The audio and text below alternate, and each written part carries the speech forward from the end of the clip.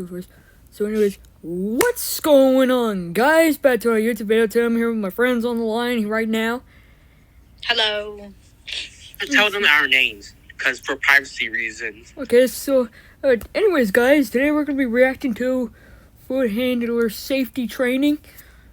So without any further ado, let's get started.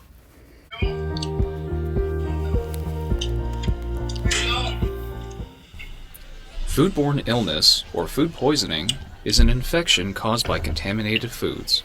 It can cause several symptoms such as stomach cramps, fever, nausea. Key role in preventing foodborne illness is the restaurant's person in charge, or PIC. This designated person must be knowledgeable and responsible for food safety practices anytime the facility is in operation. Food safety practices are very important because they reduce the risk factors for foodborne illnesses and outbreaks. The PIC needs to ensure that employees are properly trained in their specific food handling duties.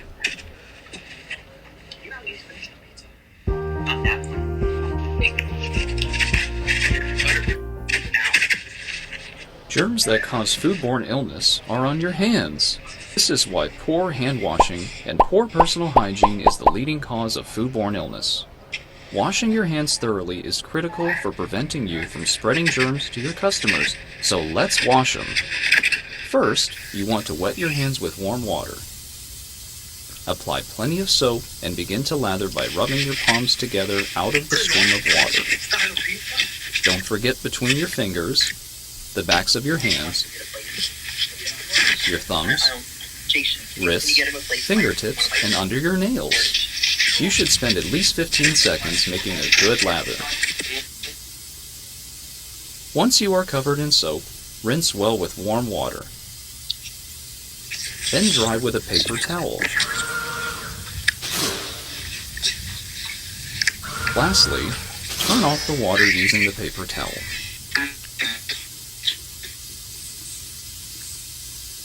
You should wash your hands after you touch your face, nose, or scratch and itch, crack eggs, handle any raw meat or touch any surfaces or equipment that was used with raw meat, including cracking eggs, sneezing or coughing, handling trash or dirty dishes, Oh, I bet this is before probably and everyone's after favorite putting part. on new gloves, touching animals, using chemicals, or taking a break. Jason, don't If say you're my full unsure you name! need to wash your hands anyway. You can never be too Jason, safe. don't say my... In the I'm not supposed to designated say... hand-washing sink. I'm not supposed to put my full name in Never there. use designated hand-washing sinks to wash foods or utensils, because you can cross-contaminate them. Remember that hand-washing is the most important food safety tool you can use to prevent spreading germs, so use it well.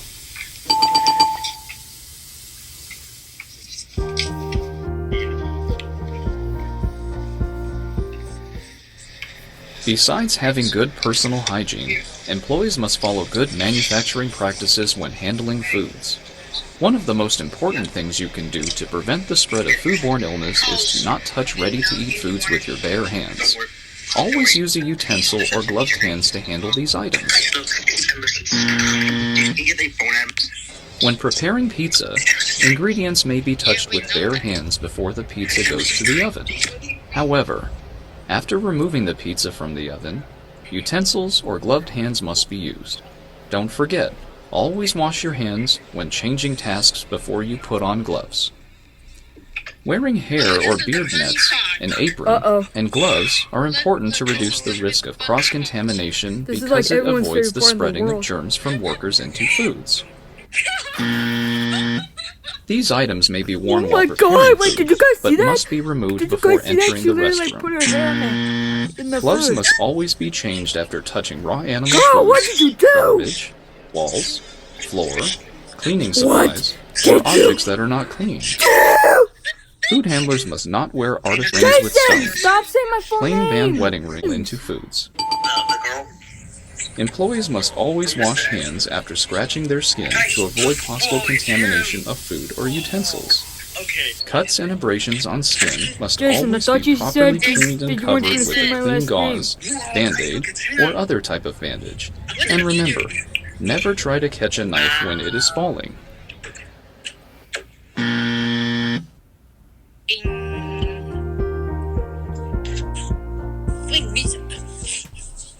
Being sick while handling food is one of the worst food safety practices. Ew! When you aren't feeling well while handling food, greatly increase the chance of spreading your germs to your customers. Viruses, bacteria, and fungi can be passed through food and may potentially make dozens of people sick. E. coli 0157H7, Salmonella, Shigella, norovirus, and hepatitis A are examples of diseases that can be transmitted by contaminated food. Inform the person in charge that you don't feel well. They may either send you home or assign you to different work like cashier, table bussing, stocking canned or packaged foods, non-food cleaning, or maintenance duties.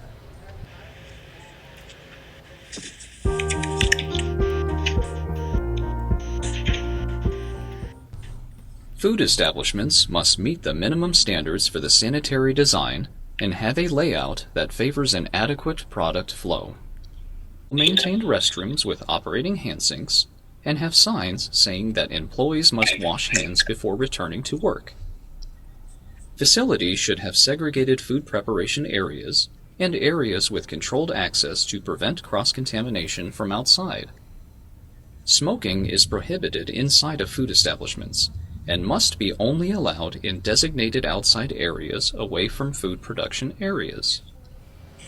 Food establishments have a lot of important equipment that needs to be well maintained to avoid malfunction.